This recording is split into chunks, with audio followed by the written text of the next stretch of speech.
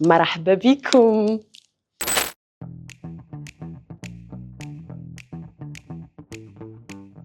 Man Sira bi may nekk xale lañ ma doon wax Sira samay xarit mais mon nom c'est Sira. Cuisiner, j'aime bien cuisiner. Je lave aussi les vaisselles hein, parce que pour man ñaari ñoom ñooy ànd parce que boo nekkee jigéen boo ñemee bii da ngay ñeme bee aussi. Cuisiner là moom cuisiner laver les vêtements da ngay xaw a sonn quoi. Poisson parce que damaa bëgg jën surtout les fruits de mer. Moi je suis jalouse. Ah, point d'interrogation. Mono. Ah, parce que voilà, moi, un peu jam. Sans perruque, sans make-up. J'aime la simplicité. La simplicité, c'est de l'art. Investir. J'aime bien l'investissement. Ça dépend si contexte bi ak lan moo tax. Nouadhibou. Foofu mooy sama dëkk. Je me sens bien à l'aise à Nouadhibou. Je me sens bien à Nouadhibou. Dakar, désolée. Foofu tamit neex na bokkul ak fii ñun foofu la ñuy gisee suñu épanouissement foofu la ñuy retrouver aussi même bu fekkee woon nous sommes Mauritaniens mais quand même Dakar neex na. Le 25 janvier, c'est mon anniversaire. Les deux. Je suis artiste, je suis décoratrice, je suis activiste. Je suis pluridisciplinaire. Aimer. Je sens que pour moi, personnellement, ça m'a beaucoup laay wax. su ma bëggee damay dem ba mu jeex ba fu mu yam neex. Donc keneen que mu bëgg ma ou pas man su ma bëggee je me sens que voilà loolu doy na. Après voilà retour bi xanaa nit soo bëggee bu la nit bëggee yow tamit au retour mooy nga bëgg ko rek. Là c'est complexe mais je peux dire carrière parce que sa biir carrière après amour bi mën na la fekk foofu. Faut pas que nga concentrer sa àdduna yëpp ci amour.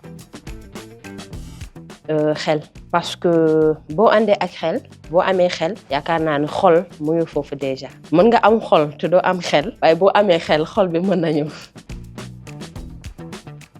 Mbokk donte tey dañuy wax ni mbokk tey la famille c'est pas ça mais quand même mbokk mooy yëpp parce que boo amee mbokk yu baax pour man après am nga ay xarit yu baax waaye voilà tey moom mooy loolu waaye mbokk daal.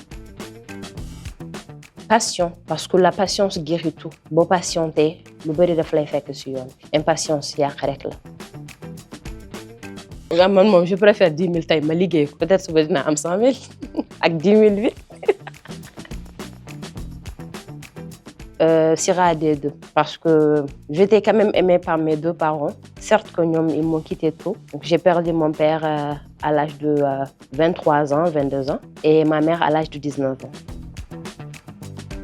Ma fille, n'oublie pas le côté soninké. Les deux, ça dépend sur lieu bi rek. Man dumay sol ñaari yëpp. Vraie tristesse.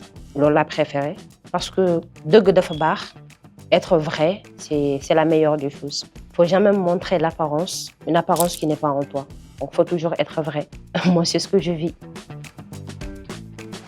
Sport. Parce que je pratique du sport, c'est bon pour la santé aussi. Il faut avoir courage pour avoir talent. Parce que si tu n'as pas le courage d'avancer, par exemple, ou de créer, ou de faire quoi que ce soit, le talent manquera, ça reviendra après. Sinon, si c'est un talent caché ou triché, quand même, il faut que les deux soient ensemble. Mérite. Mandala donc on va mériter. Pour moi, chance bi am. Man dans mes balles. Parce que j'ai tendance à dire qu'on ne répond pas le mal par le mal. Am na ñu ma def lu ma metti, am na ñu ma def lu ma gaañ, mais après je ne réponds pas le mal par le mal. Je fais plutôt le contraire. Et à chaque fois, résultat bu baax nga ci am. Kan moo la ko wax? Ku la ko wax? Kan moo la wax def naa voix off Chinguitel te fay lu. Waa léegi lan? Bul dugg foofu. Dugg foofu waa am na parce que sama xarit la daf ma nax waaye war naa ko lijjanti ba xam xaalis bi dugg na am duggagul te yaakaar naa ne dugg na moom moo ma nax sama xarit la daf maa yàgg dóor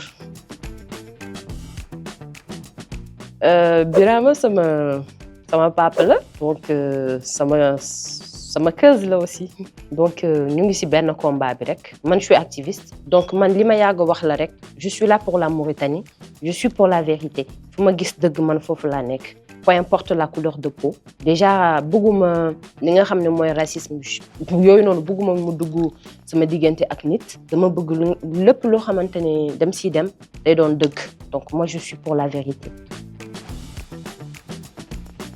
L'art, je l'ai commencé depuis toute petite. Amna ñi faral di wax ni que on ne naît pas artiste, on le devient. Mais moi, je suis née artiste parce que bima juddoo ba tay dama gis ni que j'ai l'esprit créatif. Je ne me focalise pas toujours sur le peu, je cherche toujours à l'intérieur. Donc lolo, c'est avoir l'esprit artiste et l'esprit créatif. Donc j'ai commencé l'art depuis toute petite, sauf que j'ai pas participé ou j'ai pas pratiqué dans des lieux publics, mais quand même depuis toute petite, je suis artiste. J'ai été artiste aussi. Bah moi, je me dis que si tu es artiste, tu dois rater. Artiste, tu dois rater. Déjà, être artiste, moi, une personne qui a confiance en soi. Et moi, je suis une personne confiante. Dans ma gueule, li may def. Si je def dara, je me dis que voilà, là, je l'ai réussi. Avant de réaliser déjà l'œuvre, je dis que j'ai réussi l'œuvre. Parce que ce qui compte, c'est déjà avoir la confiance en soi. Et moi, j'ai confiance en moi. Si tu as la confiance en toi et que tu as déjà les idées dans la tête, tout est clair dans ta tête que là, tu es en train de créer quelque chose. Donc, tu ne crées pas pour rater. C'est pourquoi je dis que artiste doit rater. Artiste doit defar. Tu dois defar donc si wara fier parce que li sa imagination là, sa création là. Donc voilà. Man sama œuvre pour man musuma rater œuvre. Légui nak ça dépend si nit ki num koy gissé. Ku nek ak beut bu mu wara xolé, bu mu ko wara xolé et tout. Mais je pense que artiste doit rater. Et moi je ne rate pas. Histoire bi c'est tout simplement ki ma jël juruma waaye mbëggeelam moo ëpp àdduna bi. Elle a su m'aimer avec ce que je suis, mais elle a su aussi mettre en moi des qualités qui me font rare aujourd'hui. Elle m'a montré que j'étais pas faible, que j'étais forte de par sama juddu, mais dama war a dund. Donc dafa doon ndey si man doon bàyyi si man parce que sama côté gisuma woon sama papa gisuma woon sama yaay. Balaa ma leen di ñàkk laa lay wax nag elle était là. Donc c'est une mère sans enfant. Elle n'a pas mis d'enfant au monde, mais elle a su m'aimer, elle a su m'éduquer, elle a su m'encadrer, elle a su assurer ma protection de bas âge bataille. Je pense aussi ñi nga xamanteni dañoo ñàkk seen wayjur tel nañ bàyyi xel ci seen wayjur parce que ndey ak baay c'est des choses qui sont irremplaçables. Rien au monde ne peut les remplacer. Donc prenez du temps, dites à vos papas, à vos mamans que vous les aimez. Parce que le jour où vous allez les perdre, vous allez savoir que là, ce n'est plus l'arbre de mes larmes, mais c'est l'arme de mes larmes. Donc aujourd'hui, je mets l'association en place qui est AA Afjar. Donc AA Afjar, c'est l'association pour l'autonomisation des femmes et des jeunes par l'art et le recyclage. Si on parle des jeunes, on parle surtout des enfants. Donc, je veux souvent être avec les enfants qui sont dans des conditions, dans des milieux vulnérables. Par exemple, pour ne pas dire les enfants de la rue, parce que ça ne se dit pas, mais je veux dire des enfants qui ont des difficultés pour apprendre. Donc moi, je veux souvent faire des formations en Mauritanie, un peu partout en Mauritanie, de faire des formations, du wan xalé yi ni que li nga xamanteni moy sama combat man, c'est recyclage parce que je suis dans l'art et le recyclage. Donc on peut y faire plein de choses. Moi j'ai eu à faire des œuvres que j'ai vendues à partir du récup, donc du recyclage. Donc formation yoyu la bëgg di faral di def. Instant j'ai 2 semaines de rencontres artistiques au Sénégal. Donc association bi buñ ko lancer rek bëgg na képp ko xamanteni ndaw nga xalé mag nga ñëw nga rejoindre ma ci sama monde dans le monde de l'art et du recyclage.